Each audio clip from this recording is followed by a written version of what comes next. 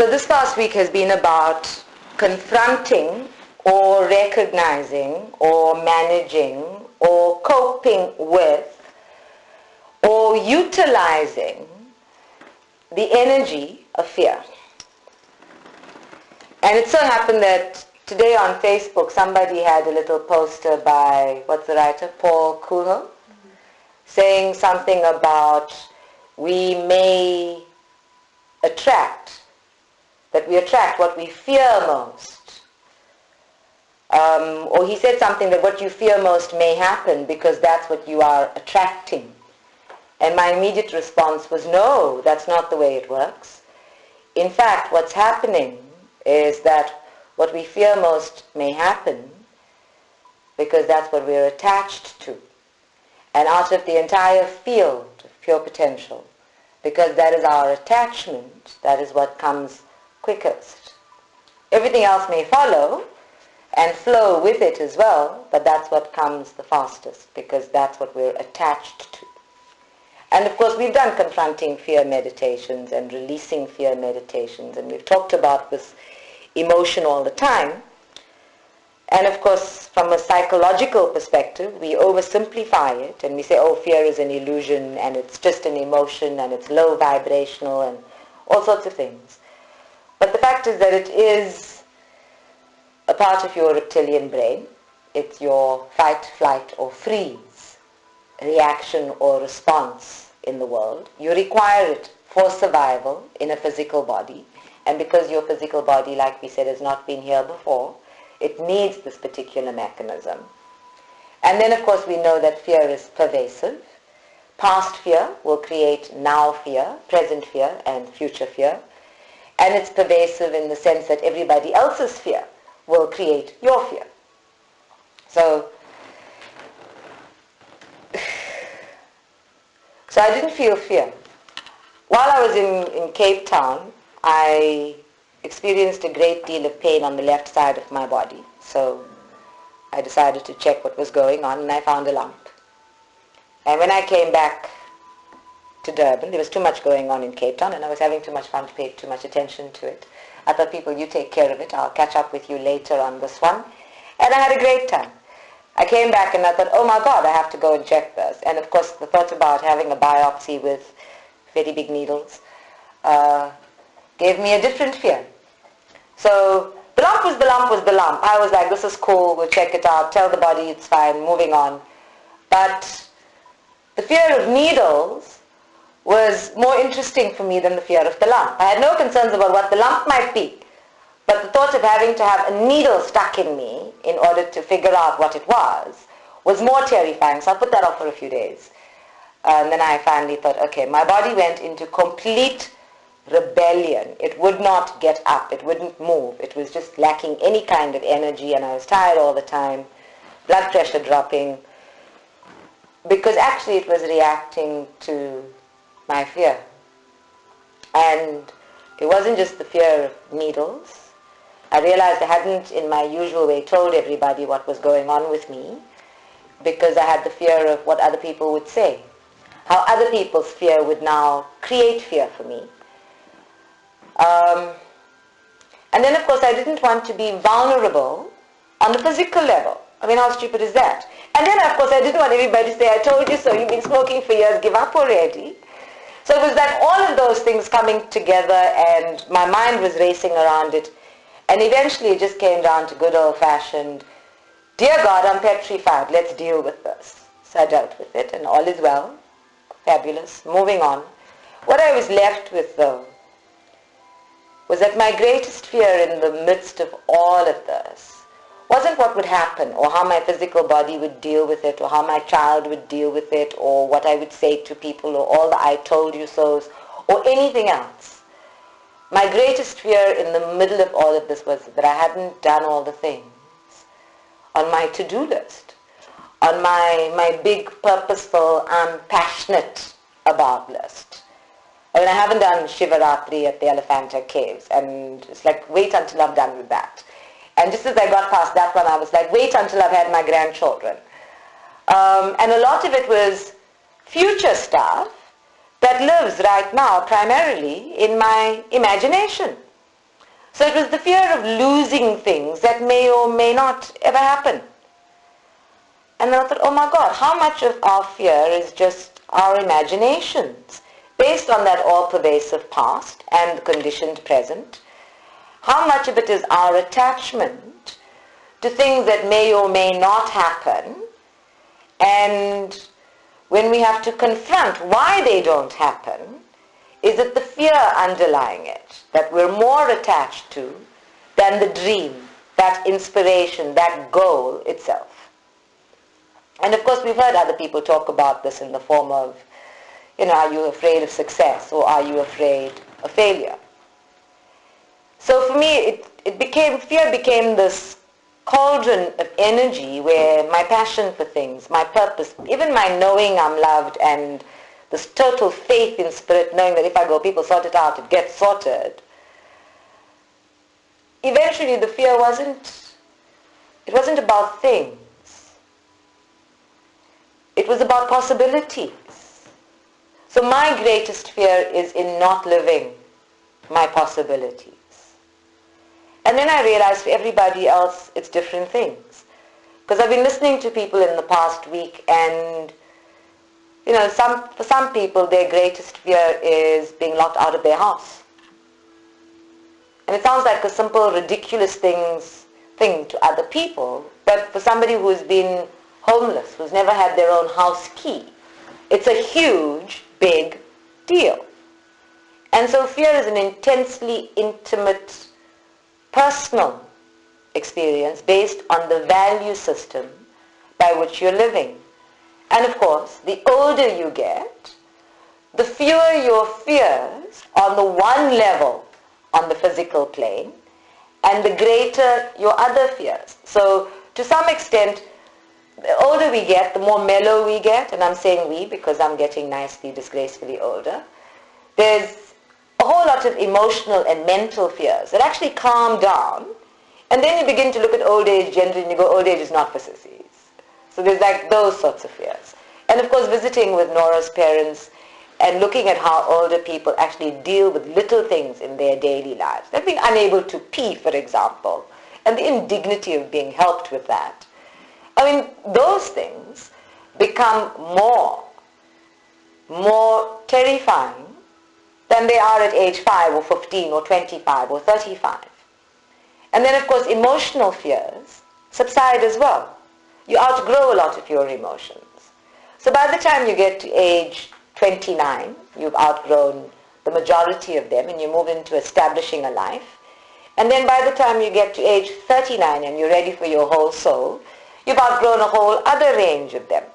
So every now and again you actually have to stop and take notice, evaluate. How many of the fears you think you have are in fact just a matter of habit because you had them in the past and you haven't yet noticed that you've outgrown them?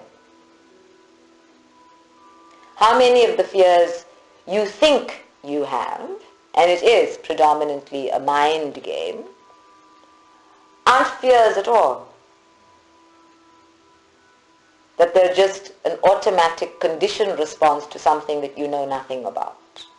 And at which point does your worst fear become part of your own truth?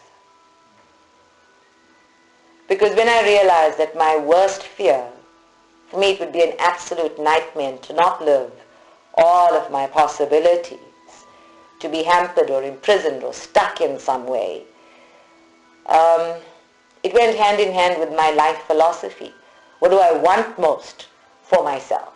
And then it made complete sense to me that what is your greatest, grandest statement to self, an aspiration for self and goal for self would be something that you set up on a pedestal and you look towards. And not being able to fulfill that, or have that, or be that, or see that, or do that, or feel that, would be the thing that comes up as a great fear for you. Proportionally speaking, they would be equal on opposite sides of this particular number line. And then if you consider that there is nothing good or bad in the world per se, and that the duality as you experience it is a construct of the human mind, then you may recognize that your greatest love is in fact your greatest fear. And this may be why the Buddha suggested we detach from everything, including that which we love most. For attachment to anything creates all of those stepping stones to the downward spiral: expectations, doubt, fear of loss. Any form of attachment, in the end, is an entanglement that imposes itself on you, your potential, your truth, your joy, even your capacity to love fully. So if you look at the people in your life, what are you afraid of losing? It would be the people you love, not the people you hate. Well, it might be the people you hate, because sometimes we love to hate. But every time you look at something and there is a fear attached to it, our suggestion is you turn around and you look at what the attachment is. And if the attachment is a superficial one, egocentrically based on a value that doesn't serve or empower you, then step back from it. But if it's based on the truth of you, from love, from light, from a willingness to be generous of spirit with it, then step it up a little, make more of it, and shift it out of the realms of fear and back into the realms of light where it originated. Bring it back to source. So in this meditation, we're going to confront your fear and make friends with it. We're going to embrace it. We're going to make it a lover instead of a doubter. So everybody just take a moment and consider, what is your greatest fear?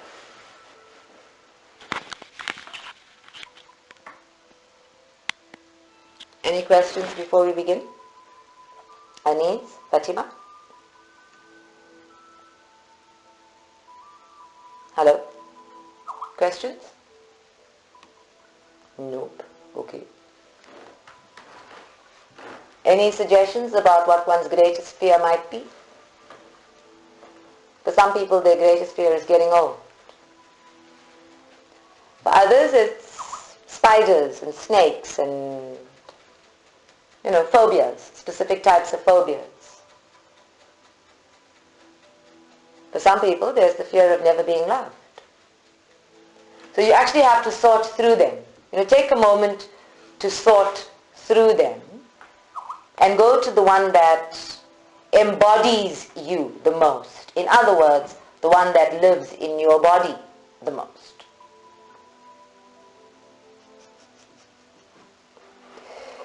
Sweetie pie, you can't possibly lose the ability to control your mind. It doesn't exist. Because control doesn't exist.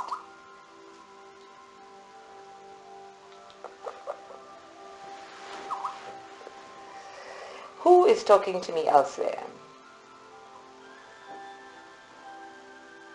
Any suggestions? No? All of those feelings, the claustrophobia, the vertigo, what do you call the fear of reptiles? Snakes, spiders, crocodiles, frogs, fear of fish, fear of superstitious Friday the 13th. There's all sorts of phobias. In fact, I think there's a dictionary of phobias. And then, of course, when people think about death, some people are genuinely phobic about death. And then most human beings just have a general fear of dying. And most people have a fear of living in a body that cannot be lived fully. So clarify these things for yourself. Just take a moment to clarify them all. Does safety and security then come under that? Yeah. Because for me that comes up as like... As an occupational hazard. Occupational, but like at the moment the most, sound and things. Okay. What triggers it? Yeah. Tash, you have something in mind? You're looking too comfortable there. I'm not seeing any signs of fear at all. What's wrong with you? You're thinking about it. Fear of thinking of fear. For some people it's the fear of being alone.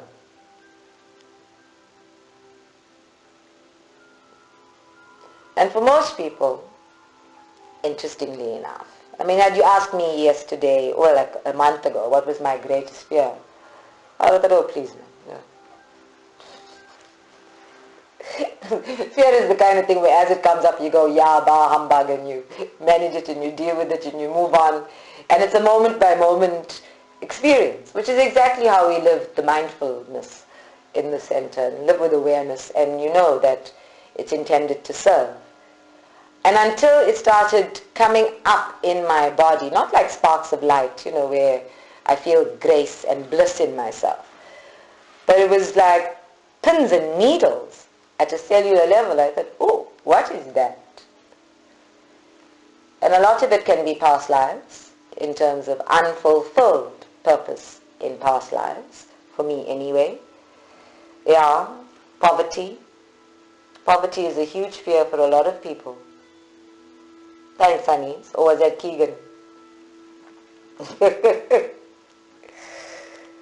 The inability to use one's limbs, the freedom of movement, that comes up as a fear. For some people it's the fear of not being able to see. So sit back, relax, let's all take a deep breath in.